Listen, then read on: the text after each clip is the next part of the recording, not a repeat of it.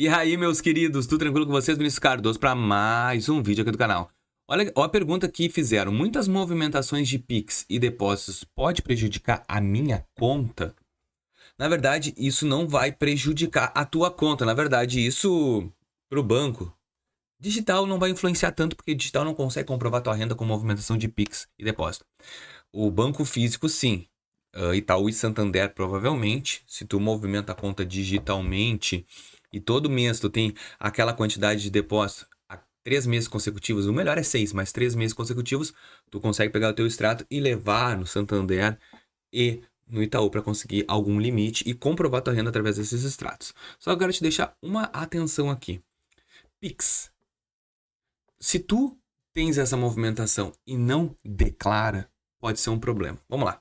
O Pix, ele é uma transferência pelo Banco Central. Então, o Banco Central ele já está conseguindo entender toda a tua movimentação bancária por Pix. Ah, Vinícius, mas aquele decreto de 5 mil reais caiu. Não, beleza, era só uma maneira deles te cobrar.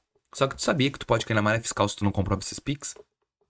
Sim, o Banco Central, junto com a Receita Federal, pode fazer isso. Só que assim, ó, o que acontece? Por que eles não estão conseguindo? Porque hoje não tem gente suficiente para cobrar esse tipo de demanda. A Receita Federal não tem tanta gente, mas a Receita Federal ela já sabe tua movimentação real, ela sabe que tu declara ou não declara. Então eu sempre digo para as pessoas, cuidado com esse monte de movimentação de Pix, que mas eu recebo Pix pela fulana, eu recebo pela ciclana. Cuidado, tu pode cair numa malha fiscal. Aí se tu cair numa malha fiscal, tu vai pagar imposto de coisas até antigas tuas. Então a gente sempre tem que abrir o olho. Qual é a melhor transferência que tem, Vinícius? TED Doc. TED Doc sempre foi a melhor transferência, porque para alguém olhar a tua conta, tem que pedir uma quebra de sigilo bancário, TED Doc. Mas o Pix é regulamentado pelo Bacen. Então toda a movimentação passa por ele. Então ele já vai ter livre acesso nessas condições.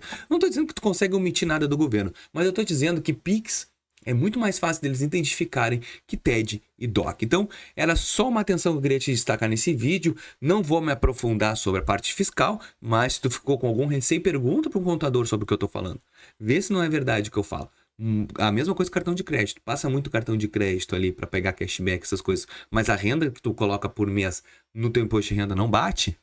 Cuidado. Atenção. Que sim, tu pode cair numa malha fiscal. Até o próximo vídeo, gurizada. Valeu.